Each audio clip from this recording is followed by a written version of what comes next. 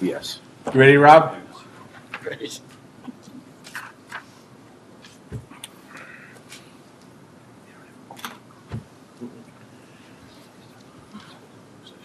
We'll go ahead and call the Willmar City Council work session to order for Monday, November 19th at 5 p.m.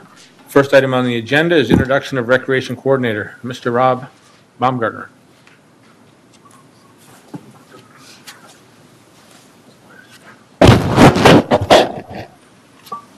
Mayor, member of the councils, I'm pleased to introduce Ryan Scheffler.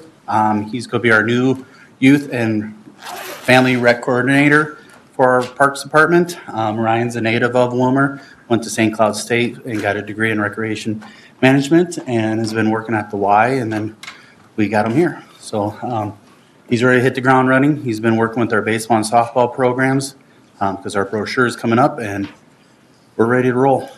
So. Sounds great. Welcome aboard, Ryan. We're glad you're with us. So, Thank you. Tell us a little about you and your family. I born in Willmar, graduated from Willmar High School. I have my wife Allison. She is a middle school counselor, and then I also have one 2-year-old Afton, and then we're actually expecting our second in April. So. Excellent. Well, welcome aboard. Council, any questions? We're glad you're on board. So thank you for being here. Welcome aboard. Thank you. You can stick around for the whole night if you choose, or Rob has probably already told you can leave if you want. Have a good night. Have a good evening. Next, we have Finance Committee report. Councilmember Nelson. We'll just call on Mr. Okins. The only thing we have tonight is just our regular monthly report.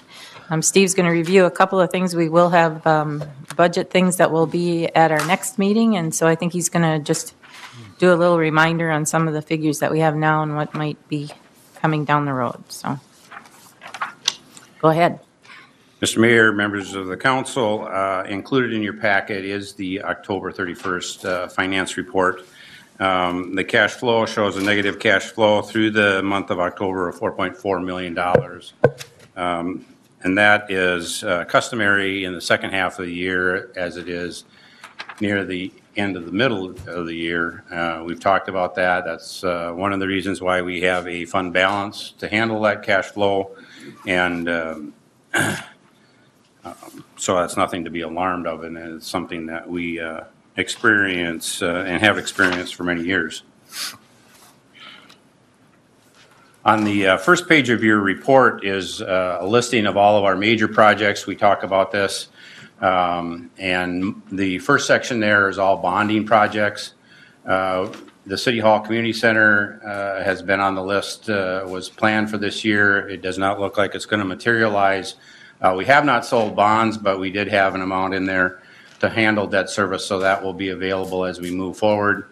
The Civic Center project is moving forward. Our office has received approximately $373,000 worth of bills. I know there is another estimate in process or in progress. I believe that's another about $270,000 to $300,000. So that project is moving along. We have sold the bonds for that project and have the funds on hand. As that progresses and as we get closer to the bond amount, if there are proceeds that aren't used for the project, part of the bonding requirements is that those funds go back into the debt service to retire that debt. I don't know if there any major surprises if it's going to be higher or lower? I'm going to defer to either the rec director or the public works director who deal directly with the projects. That's one of the things as we look at the other projects and discuss them. We'll be having a report for the council as far as the status report of all of our projects, those that have been completed in 18 and those that are still in progress, and will be in progress through the end of the year. But I'll defer to Sean if he could answer, or Rob, I don't know which one is dealing directly with the project. For that particular project, Rob is dealing directly with it because he's out there every day. But at this point, we don't know of anything that would deter that project or cause us any concern at this point. Okay. If that is Just, we did have one, didn't we have one adjustment to it? Change order. Change order, thank you.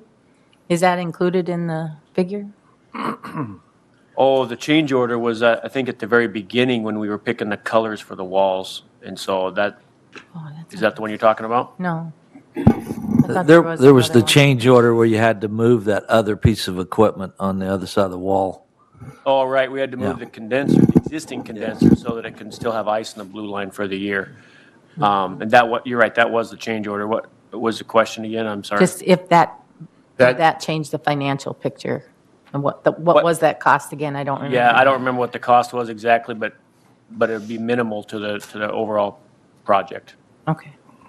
These numbers on this report would not reflect that change order, but that's something, again, that will be in the report that we bring to you as far as an update on projects to see if there are costs involved, and we'll talk a little bit about that when we talk about the paving and storm sewer project, is that there is some overruns in the stormwater side of it that we will be discussing on the finance side for some temporary financing to cover that, as well as the project that the council has authorized on the east side of town.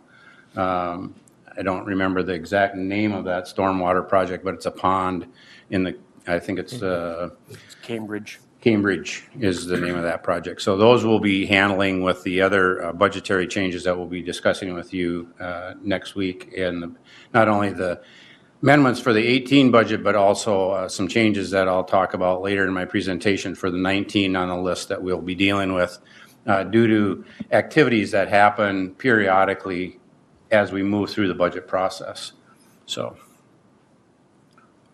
speaking of the 18 and 17 payment projects, I had conversations with the engineering department. We feel there that the 17 payment project, again, any bond proceeds or funds that are dedicated for these have to be returned to the debt service if there are excess ones. We are further studying the 17 payment project and feel that that budgetary number was a preliminary number that was approved, and as we proceeded through the bond process may not have been amended or reduced down. I know there was some streets that were removed, so we are looking at that, and so that overage or under on the balance side there may be a little misleading once we are able to determine if that did get amended or not. The 18 I mentioned, there are some overages on the western storm sewer project that have been discussing and will be coming to the council for some temporary financing on that as well. Some of the financing that we have used and would recommend in the past as well as the future is our public improvement revolving. The council has $1 million of reserve there to temporarily fund improvement projects until permanent financing can be determined. So, when we borrow against that, what replenishes it? we would then give the council alternative financing sources to replenish whatever is temporarily funded, either through additional bonding. Like in 19, if we do street projects, we would incorporate that into that financing, or give other alternatives as far as maybe a stormwater district or some other types of alternative funding that the council can consider. Okay. And that restriction has to be repaid over a 5-year period. So it does give the council some time to determine how you want to pay that back. Okay. We've used it in various projects. We used it as a temporary funding gap for the auditorium when we had the lead abatement, and we've had it in other street projects as well until we can determine in permanent financing. It would be also alternative funding for the Cambridge project. Pardon me? No. So. Thank you. That again talks about the bonding, and again, if there are excess funds, they by bond covenant have to be sent back into the debt service out of the construction account once the construction account is closed out.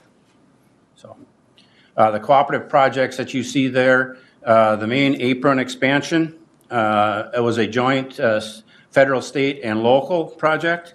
That will not be done in 18 in conversations with the airport manager. They have actually a meeting with the FAA tomorrow where they'll be reviewing the 5-year capital improvement plan for the airport. Of that amount, a little over $35,000 was local funds that will be available to the council to reappropriate, or will be involved in discussions on budgetary amendments for 18 and possibly use in 19 as well. The remaining amount of that was all federal and state dollars But that project will not move forward. The other 4 projects there, you'll see pretty much net out, and there was dollars where the tile and drainage and the navigated roads were used for the other 2, the master plan update and the East Taxi Lane reclamation. Under leisure services, the amphitheater, of that amount, $170,000 was local, was budgeted as being the local contribution for that. The status of that, I'm not sure, but it does not look like it will happen this year. So that I also would be available for the council to consider either reappropriating or carrying over for future years. The Robbins Island project that you see there, that's where the legacy grant with the state of Minnesota, LCCMR, is funding the other portion. It was originally a $1 million project that was authorized or asked for.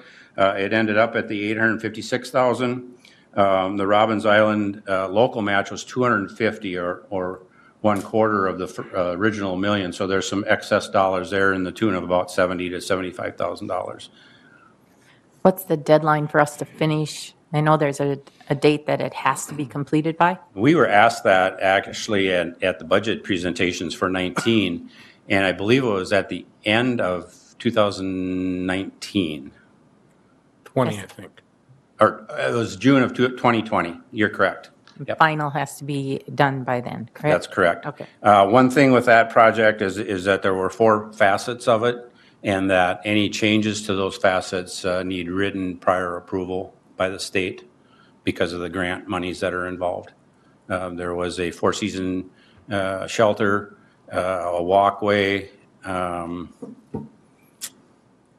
other projects escape me, but Interpretive walkway. Paths, yeah. A path. There's some paths in there. and some And then some wetland restoration. Yep. Okay. But again, the 250,000 is not totally needed with the amended budget with the grant awards. So those will again be considered in discussions as we move forward with budgetary amendments. That didn't work. Went to questions quick. Yeah. Okay, I'm gonna be back here.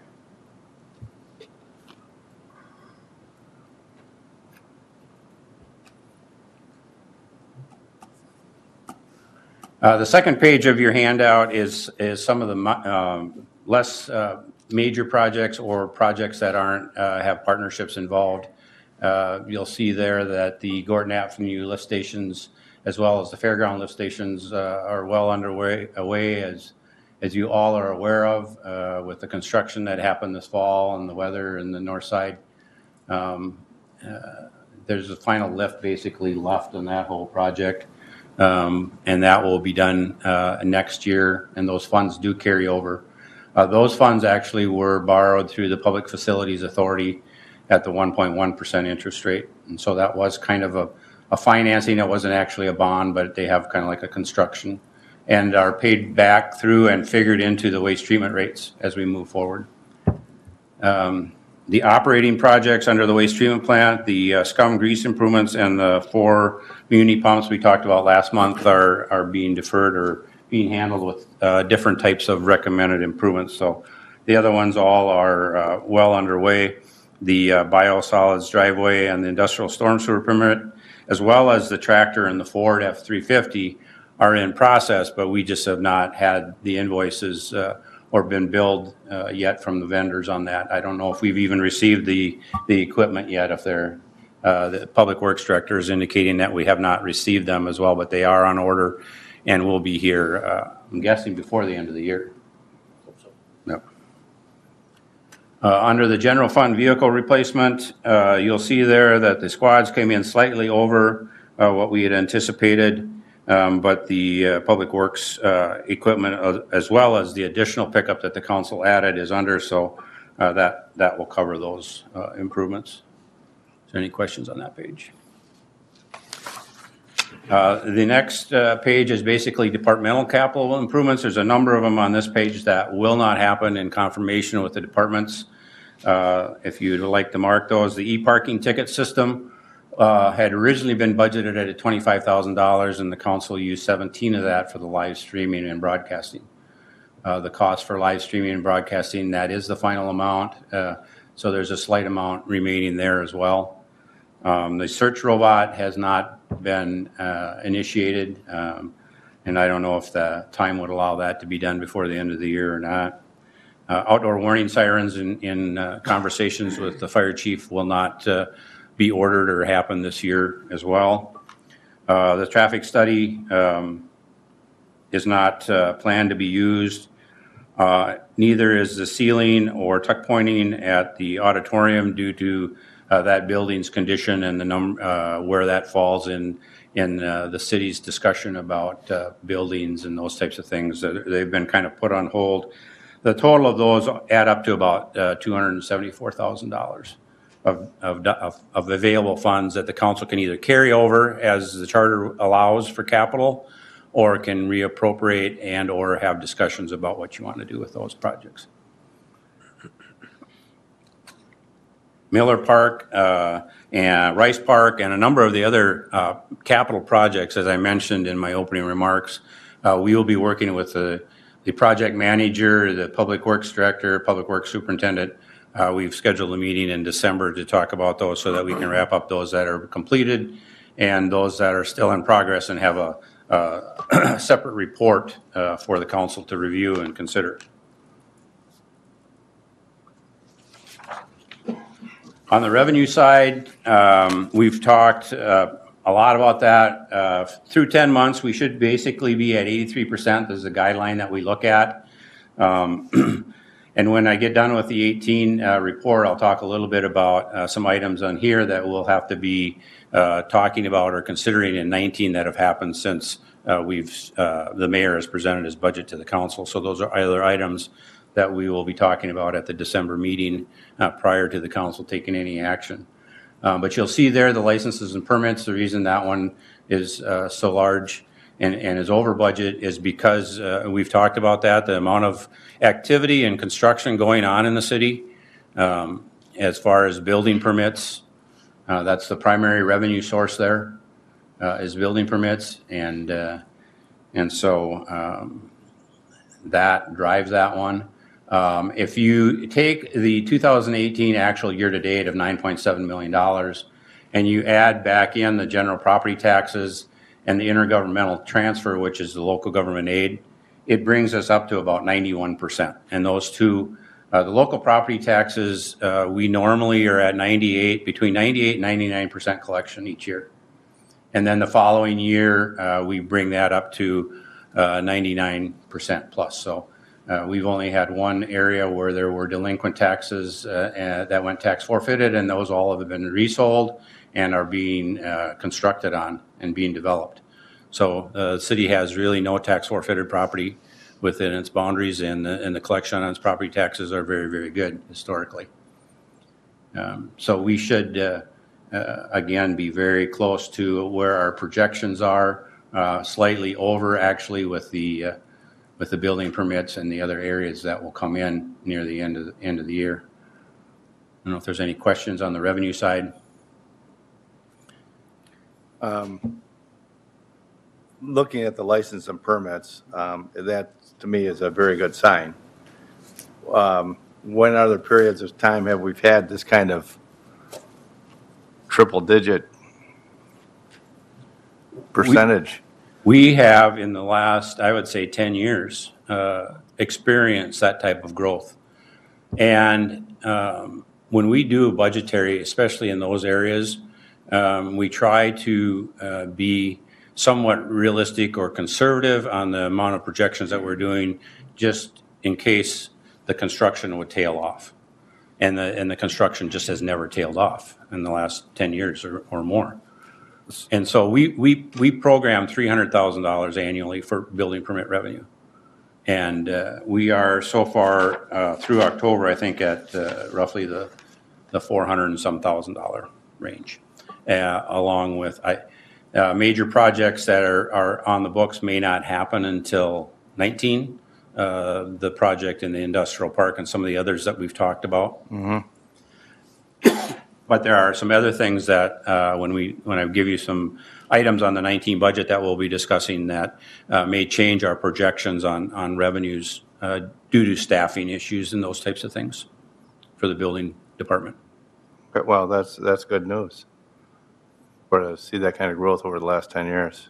That is one area that has really exceeded where we project.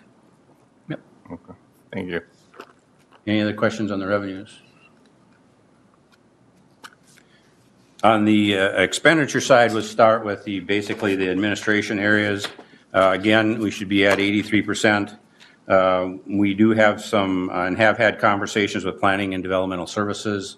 Again, that had to do with some staffing. A lot of the areas that we're dealing with will deal with staffing issues, and so we just have not had discussions on the council level as far as budgetary amendments, and that was basically due to retirement in that department. Assessing, that is a contract with the county, and that's where that will end up.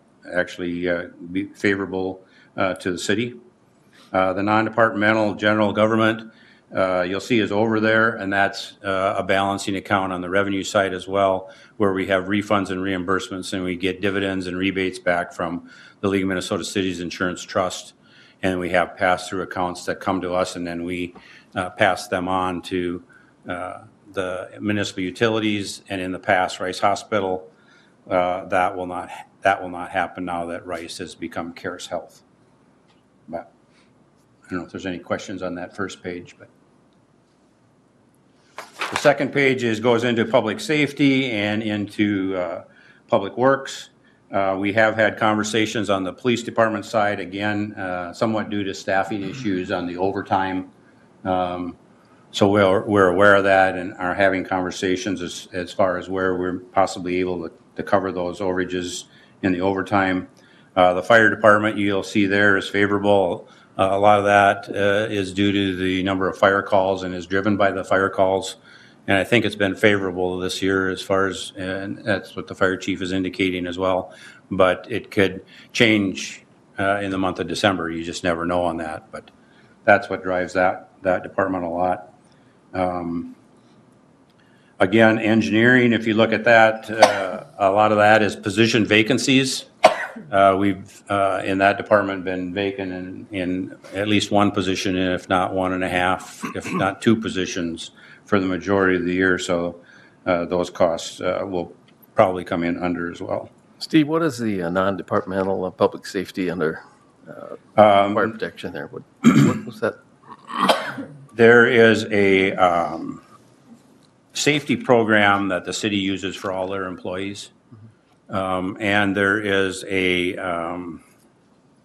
drug testing that's mandatory, a random drug testing for employees. That's where that's all basically charged.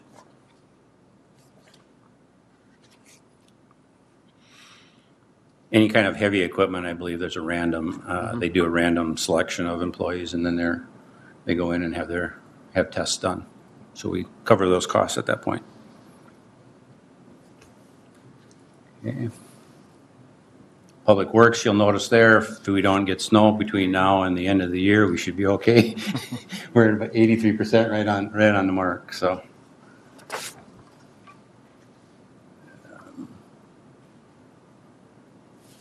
The next page, which is the recreational side, the library, it falls under recreational and other. That is a contract with Pioneer Land Library where we jointly with Gandiwai County, and we've been billed for 4 quarters there. The amount remaining left to be paid there is the second half maintenance payment that they bill after they have final numbers at the end of the year. And so then there's a 60-40 split for the library on that. Non-departmental cultural and rec, that's the civic groups that we talked about in the previous meeting. We are dealing with one of the civic groups in that their request did come in slightly higher than what they had requested during the budget process. So we are in conversations with them. That's less than $1,000. And the other amount, the $5,000 additional, is for the holidays parade that had not been in the budget, but was just because of one organization had kind of dropped from the requests. And so the council added that back in. So we had that covered as well. And the aquatic center, now that is, we have final numbers there, we are doing an analysis there, and we'll be reviewing where those costs exceeded what we had anticipated. Community center, again, a vacant position for a number of times, which accounts for the low dollars there. A waste treatment plant, we've talked about the timing on this, where the municipal utilities collects the revenues and then turns them over to the city. So again, 83% would be the target, but we are always a month to a month and a half behind, when they turn the funds over to us. But the expenditure side, you'll see there, are looking very favorable at slightly under 81%.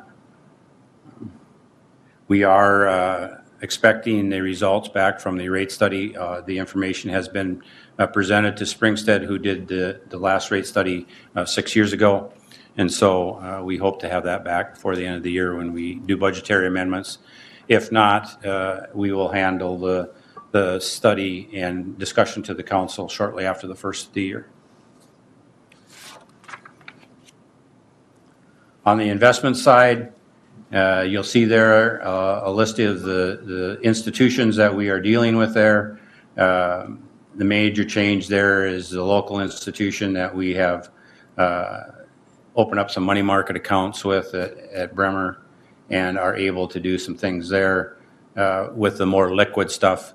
We talked about that a little bit in the investment report last month, where a lot of and the auditor kind of mentioned that, where a big portion of our investments were out there a number of years. And so we've been purposely holding some dollars back and trying to fill that first part of our investment ladder in now that our office has gotten it, and we're having assistance with the local institution in helping us do that. So any questions? Go ahead. If I still would like to speak a little bit to the 19, but we'll handle any questions on 18 first. Councilmember Meske. Sorry. Question about overages. I think the general fund is pretty good, but when a line item is more than what we've expended, what's our procedure for dealing with that and paying it back? I know we talk about pulling things out, and then when we talk about the same kind of deal, I think we've done a fairly good job of coming in pretty close to budgets on most of the general fund stuff. But when you talk about capital improvement overages, when we're doing bonding, are we much more liberal with the project numbers and where they come in at? Because some of those overages, at least on two of them in here, almost come to $1 million. I'm curious, because we get such favorable rates, are we more flexible with that, or does it not come back to the council for those overages? Well, that's a question that the whole process of committee structure and the work session has kind of, in my opinion, kind of needs to be refined a little bit. And so when we do bond, and some of the things we've talked about bonding too, is delaying the bonding until the actual numbers come in, rather than bonding and doing that process prior to, so that we can handle if bids come in higher than what we had expected. So it's an area that we can improve on. It's an area we could improve on. Yeah, okay. You, Councilmember.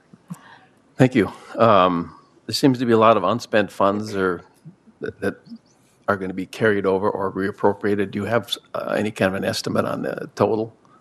Well, as I mentioned, in that small capital, it was roughly $275,000, and so I'm guessing, depending on some of the other budgetary amendments that we'll be bringing forth to you, as well as some of the items in the 2019 process, that $300,000 to $400,000 will be some recommendations made to be appropriated or used or carried over. The council has that. The charter allows for capital appropriations to carry over automatically if the council wishes to do that. They don't have to for up to 3 years.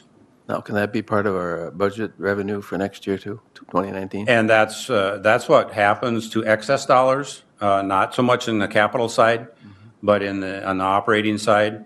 The dollar amount that was given to the mayor in budget processing this year was about 800,000. We pulled back 100,000 of that based on the council action, trying to take advantage of the grants for the playground equipment. Yep. And so the capital has not been used in that fashion in the past, but it certainly could. That could be a discussion for the retreat too, as far as a process of at what point in time do you say, okay, this was appropriated, but we are no longer going to have that project done, and so we want to reappropriate or discuss how you want to handle those excess funds. Or just add it to the general fund. I mean, Well, the process, again, in the fund balance, and you just adopted a policy for that, is to take any undesignated or restricted funds and make it available into the budgeting cycle. And so to just leave it in the general fund has not been a practice for the city. thank you. Is it 2 years? The funds can carry over. So the funds that we're putting in the budget for next year are from 2 years ago? The monies that are being recommended to be appropriated in the 19 budget is from the end of 17. 17. Okay. Councilmember Schwannes. Thank you. To follow up in regard to your comment about the work session committee structure, could you expand on what you meant by that first? Secondly, if the structure prohibited us from having additional conversation, what were the barriers to having that conversation? And then third, I'd ask, if this were a finance committee meeting, which really it is because that's about what we have on our agenda, if this had been a finance committee meeting, what more would you have brought to this group that we did not have tonight? The committee structure, if I could, versus the work session process. The committee structure normally would be any kind of action by the council that would contradict or change council action. And I'll give you an example. If the council would pass a resolution adopting a preliminary budget, that would normally, any kind of changes to that would come to the committee and really has not been really the process of the work session. So my question is, why not? Because I think we've said in this meeting before, I mean, that's what these work sessions are for, is to bring that type of thing here. This is to act like the committee meeting. So if that is so, my question is, why aren't we bringing it here? Because that is what the intent is. And you look at, again, tonight, then if there is something more we should be talking about it, why aren't we addressing it in this environment? And tonight isn't the only night where we've had some pretty jam-packed work sessions, but actually as the year has gone on and if we've gotten better at all of this, we've had some pretty open nights. So why are we not having those discussions then? I don't disagree with you. I think there are some processes that have changed from how we used to do it. So, I'm not sure you're asking Steve that question. Is the right thing to do? I think it comes back to what our expectations are. Also, I mean, there's a lot of information on projects that the financial side of it isn't being looked at until the way we used to. It used to be that everything had to be approved by finance before it could be approved. I think that it's a different kind of subject. I know some of the overages, we've been talking about overages for probably 4 or 5 months, and they have not been brought forward, even though they have been discussed, I think, with administration. And so we're now to the point now where we need to do them before the end of the year, and I believe we had agreed to do them quarterly, but that has not happened from administration, how things have moved forward, or the connections I don't think have been the same. So could we accomplish the same thing in a committee structure? My question would be, it's no different than why are there not 4 reports on here tonight? I agree completely. Our agreement was to do the budget report at the second meeting, which is what Mr. Okins is doing tonight. The budget amendments we've talked about them and the numbers aren't final yet.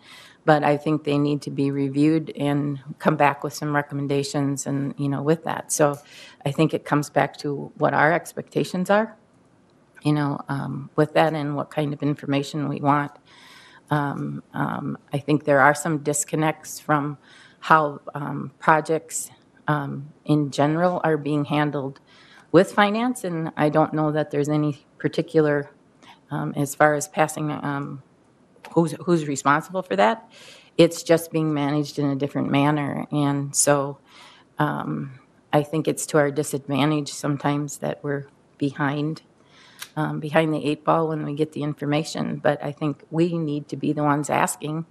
And I know that staff are asked every session for what they're going to bring forward. So we get a weekly report. There's a lot of things that are going on. We just are not getting that information at the work session. Go ahead, Mayor. Councilman Nelson, I would disagree with what you just said. And the reason is that we've made it very clear that the work session was supposed to work exactly the same as the committee structure worked. And that is what we asked to be done. And if we're saying that we can't bring budget amendments because there's not a process, there is a process. The process is the work session. And, when you and I have talked about this in the past, you said the numbers aren't ready. And so if the numbers aren't ready, I don't know where the numbers aren't ready from, but at the end of the day, these sessions are supposed to be acting the same as what the committee structure acted. And the only thing we talked about is having a special meeting for finance and labor and to have that a breakaway section. And I don't know where the downfall is. I'm in a little bit agreement with Councilmember Meske in that, when you have budget amendments that are totaling close to $1 million that haven't been in front of the council yet, that's a problem. And, and if it's because somebody doesn't want to follow the work session rules are the same as what the rules were for the committees. That's the direction from the very start of why, and maybe now we're identifying why the work sessions aren't working. Okay, there are two different things that I was saying the same thing that you were. From the standpoint, the budget changes for 2019 are not ready. Those need to be reviewed. It's my understanding that audit adjustments multiple times have been tried to be brought forward on overages on Rice Park and a variety of things and were sent back. Now, I don't know why, and I don't know why, and if we're supposed to be doing quarterly, that's a different subject. So I think there's a variety of things going on within that, but I think communication seems to be a question for me. So I don't want them to be mixed together with the subjects, and I don't know, maybe Mr. Okins would like to comment on a couple of the comments that were made, so. Well, I think it is a council discussion. I agree with you. I don't think we should draw staff into that conversation. But this might be a conversation for the retreat. Well, I'd like to chime in. Being on the council for 24 years and going to every committee meeting, or most of them, there's no doubt we're not getting the communication, as Audrey stated. There's so much less that we're hearing that in the work sessions than what we had Finance Committee, Labor, Public Works, and Community Development. We just aren't getting the information. Any resolution dealing with spending money would go through the Finance Committee. Well, now we see it in our consent agenda most of the time. It's not discussed, it's just there. We typically do not discuss anything on the consent agenda unless somebody pulls it. And all of those items have a history, they have a story behind them, and we're not hearing it. The finance and labor, it's super important to have those committees separate for council members, not all 8. You'll get the information in your packet, and the chair of that committee will share it at the council meeting. It also gives the council persons some leadership role. There's none today. There's no leadership role in the council. Who's the leader? Who is it?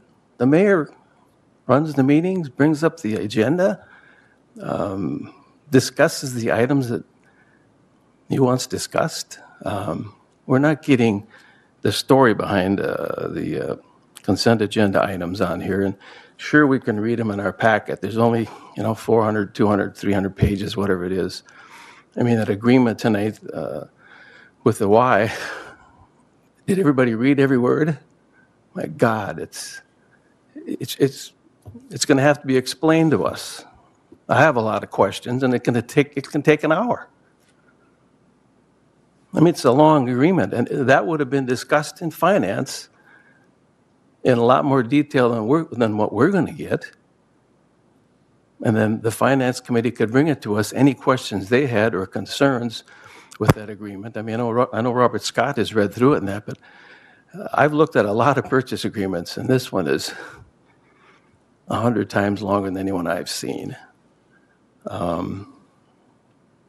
Anyway, we're not getting the information that we normally get through a committee structure. We just aren't, folks. And the council needs to go back to at least those two committees. I would suggest 4, but we're spending so much less time at the council. We should actually take a deduction in pay. I mean, we're spending less than half the time than when I was on the council for 20 years. Less than half the time. At meetings, we aren't interacting with our department heads like we would at committee meetings. We don't get to City Hall. I mean, I went to City Hall a few weeks ago and looked at my box. I was there for a permit, and 3 or 4 of the boxes were full. Normally, we'd go to a committee meeting, and at that same time, we'd go check our box and pull the documents that we needed or that were there. It doesn't happen anymore. I don't get to City Hall to talk to the department heads. There's just so much less interaction with them, and I'm off in a couple more meetings. I got 2 left after this, but I would suggest to the council to go back to a committee structure, one that really delves into the issues and gets the whole story behind any of these, whether it's finance or labor. We've got to have a labor committee. It's all happening behind our backs, behind the public's back. Just read what's in the newspaper, what they print of our meetings. It's way less than half of what it was when we had committee meetings. I'll get off my stool here. Councilmember Schwantes. Thank you. Again, I come back and ask, what is the barrier that's preventing this? Because the last time we heard this story or this conversation, we said, okay, we will appoint committee chairs, and we elected those chairs. And the intent was that those chairs would put together an agenda that was comparable to what was happening at the committee meeting. So my expectation has been, when I come to these work sessions, that it would be equal to a committee meeting. And so as we're having these meetings, the work sessions are getting shorter and shorter because I think we're being efficient in our work. Then I ask, why are we not getting this information if the chairs have been elected to serve that same role? That is not a problem with the work session time set aside. That is an issue with items not being brought forth. So I ask again, then, what is the barrier? I don't understand. Well, it's tough to be a committee. Excuse me, Councilmember Meske. I'll defer. Go ahead, Ron. All right, Councilmember Christensen. It isn't realistic to have a committee of one. I mean, I talk to Sean once in a while, and he's got all the issues, and he's the one that would bring it to a committee meeting where we would discuss them. And I mean, yeah, I can sit down and write an agenda for public works, public safety, but he's got all the issues. And if we just meet together, it's a committee of one. I mean, it doesn't make a whole lot of sense. Why don't we ask the department heads what they would recommend? I thought as chairs you were doing that. I'm going to come back to Councilmember Meske, and I want to, this conversation is about finance tonight, and so I think we need to get back to that. So that's okay. Well, you won't like mine then. I think the problem is there's subjectivity in these items, and that is the issue. If I were just to deal with this today, in a meeting in the past, we may have talked about the 1-ton pickup and what accessories should be in the pickup. And people would say, well, now you're in the weeds, and that's minutia. Well, then at what level isn't it minutia? Because I'm telling you, doing a $500,000 overage is not minutia. But that's subjectivity of what parts are there, which are not. And at a committee, you could sort of sift through and go, that's weed stuff, that's not. Because otherwise, you would literally have the entire thing here in front of us. Somebody has to sift out and put priorities on what's going to be talked about and what is not. And so if we're not happy with what's being chosen here, then you need a different mechanism to figure out the subjectivity of what you're going to bring forward.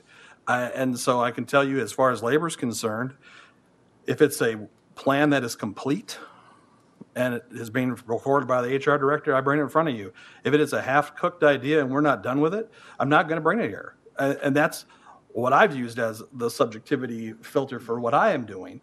And so, yeah, if you hear about an idea and I didn't bring it forward, it's because it wasn't done. And I won't bring it forward until it is done. Because we've said we don't want half ideas either. So I think the council is sending some mixed messages about what type of detail you want. Because sometimes you bring the detail, they say, that's minutia, you're in the weeds. And then there's other times, in this case, we got an overage that's too big. I say, well, that was too big. So it's a balancing act. And those that are taking up those leadership roles, you're pretty much damned if you do and damned if you don't. All right, any other questions, comments? If not, Mr. Okins, are you through with your report? Always got the part about the 2019 budget. If I could, Madam Chair, just speak briefly on the 2019 budget items that we're working on and the list of those things that have changed since the mayor presented his budget to the council. One of the major ones, if you recall, is the community education and recreation reorganization.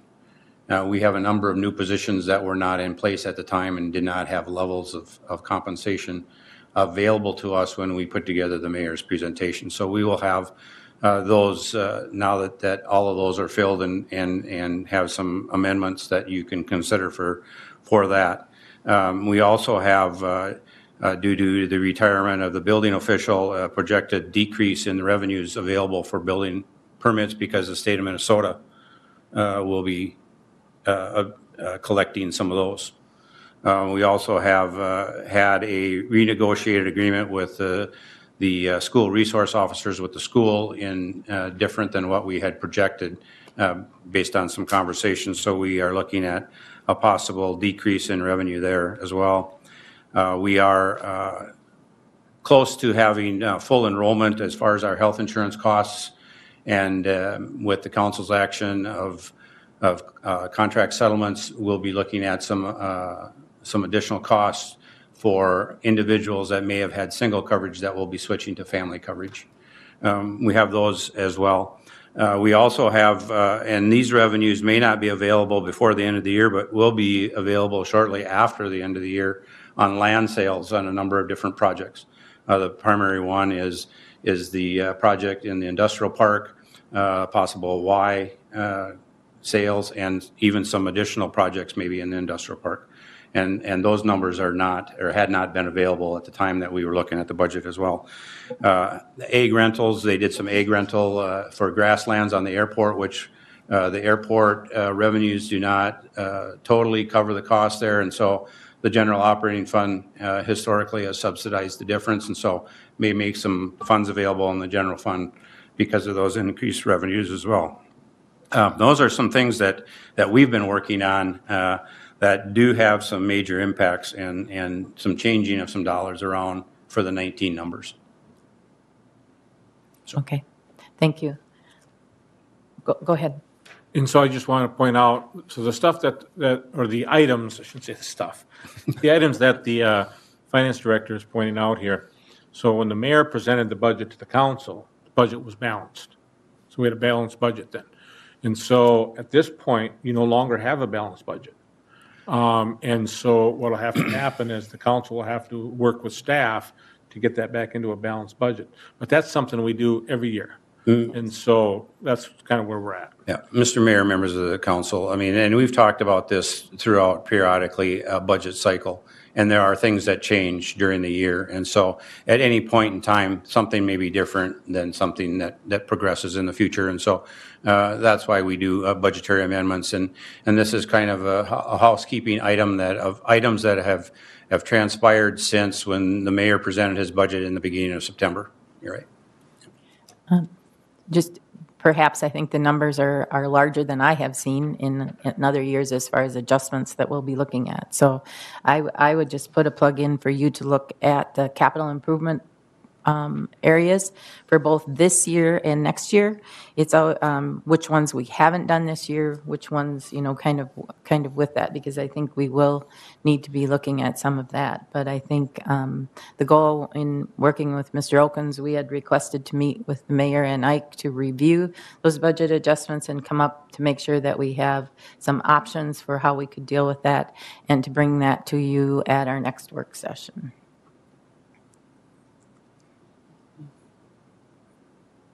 Any other questions? Councilmember Christensen. Thank you. Just a comment. After the legislature okays the local option sales tax in hopefully February, there's going to be a need for a lot of finance meetings. There's going to be a lot of bonding and a lot of spending going on, and the public is going to need to be made aware of what's going on. So saddle up and get ready. Thank you. Any other comments? I got a question. Yes, Councilmember Alvarado. Thank you, Madam Chair. On the capital improvement expenditures, it seems like, is there a way to find out how many budget cycles these things have been through and not gotten completed? Mr. Mayor, members of the committee, the charter allows it to be carried over for longer, but the mayor has the authority to shorten that time. And the mayor in his budgeting cycles have said you use it in the year you get it, in the next year, or he's going to reappropriate. And so that is his authority to do that. So most of these that you see here have been appropriated for this year or last year. For example, our auditorium, it seems like I've been on the council for 2 years now, and that's always there, and it's never getting done. Item.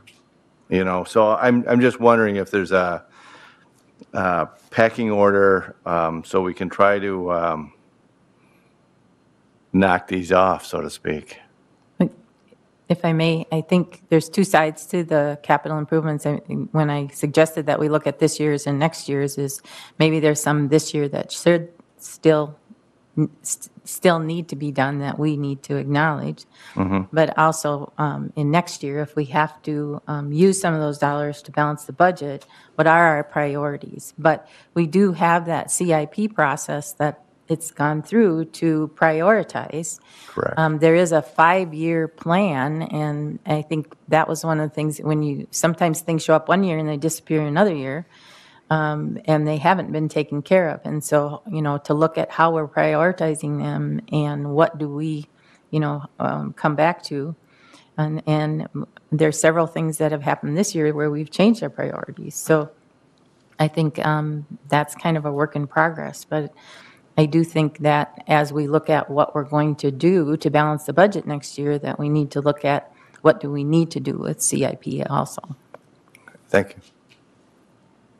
Any other questions?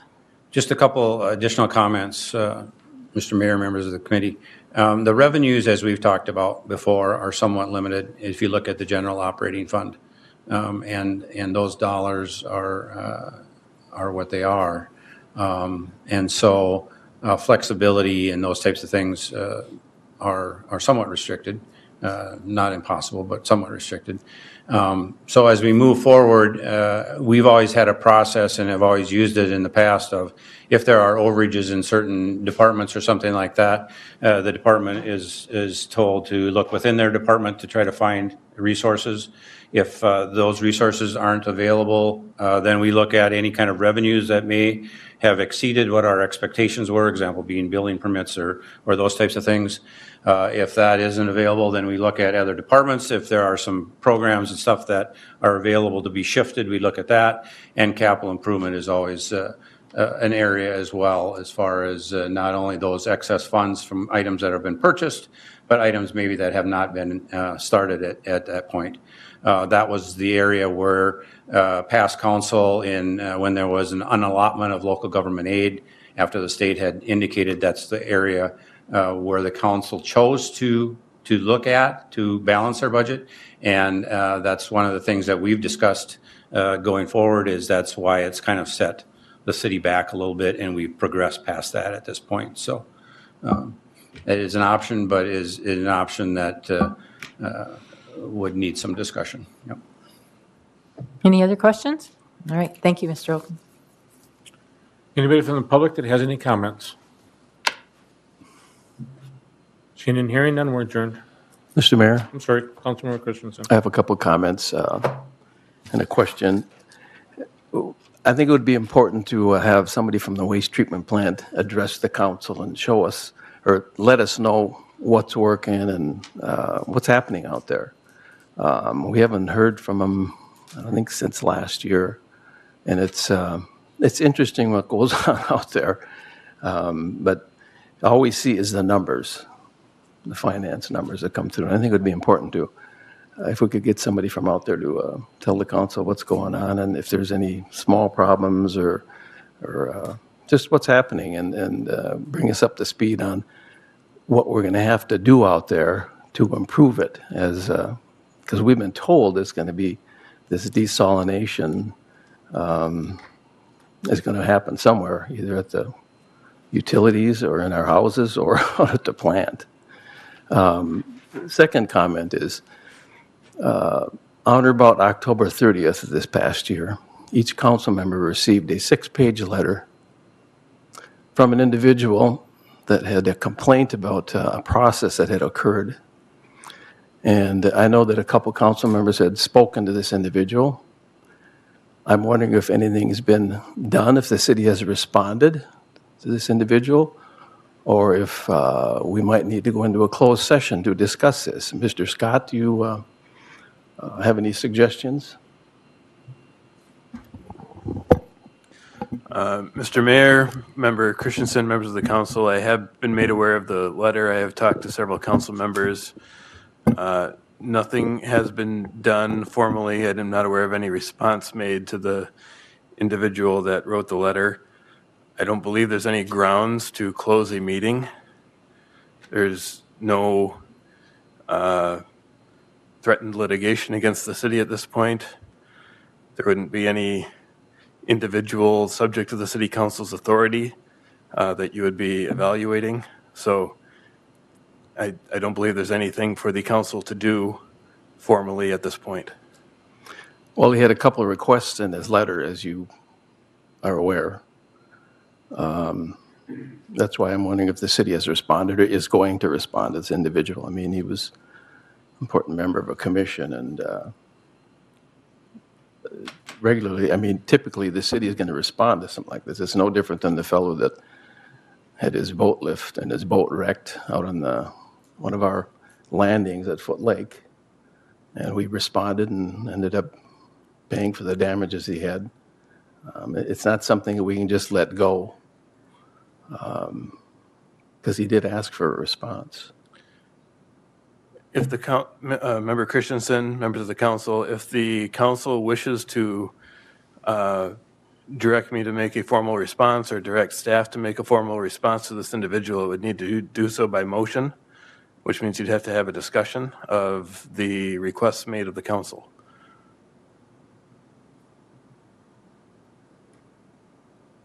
Council? We can't do it at the work session. Well, you could suspend that if you chose to, right, Mr. Scott? I'm sorry, Mr. Mayor? Councilmember Nelson said that you can't make a motion at a work session. You could suspend that if you wanted to or not. If the council wants to vote to temporarily suspend that rule you've imposed on yourself by resolution, I think you could do that. You could certainly,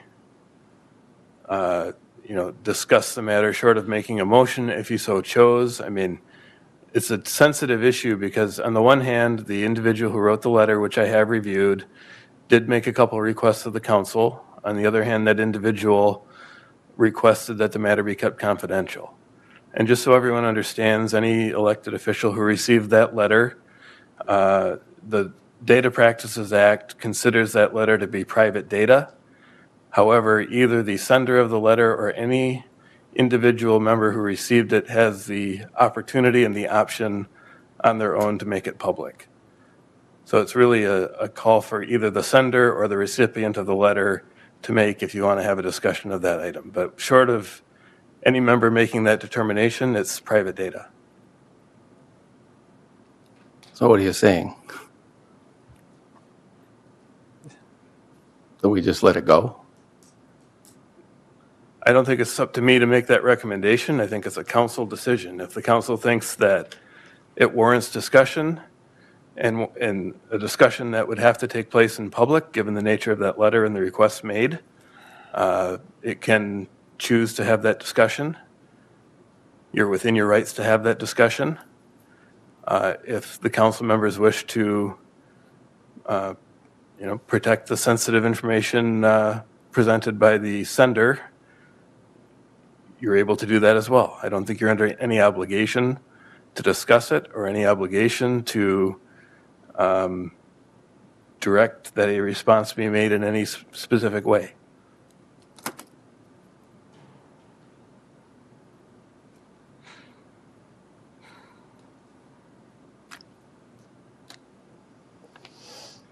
Well, he's owed a response. I mean, I certainly think the council needs to respond, or the attorney, whichever one. But Councilmember Christensen, are you requesting that the council take a vote to suspend the lack of motions within their meeting and take that to a vote and see what the vote is? Is that your request? It's up to the council. Councilmember Meske. I think because we have practiced that we do not make motions here, there would be people that were watching this that would not be expecting a motion to be made here. Sure. I would ask that if we're going to do such a motion, that we do that at the main meeting of the council for sure, just because that's how we operate. And people aren't tuning in to hear a vote. They're tuning in later to hear the vote. So I would caution against making a formal motion and suspending the rules at our working session. But at the council meeting is a different story. Councilmember Nelson. I'd also say, just out of respect for the individual, I think that having that conversation should take place before we make a motion. I agree. Yeah. Is it something that would be discussed like at a labor meeting? It's public too. Mm-hmm. I know it's public too, but I mean, the labor used to discuss a lot of things. I just bring it up as a question, but yeah, I don't think we should do it at a work session either. Motion to adjourn. Second. We're adjourned.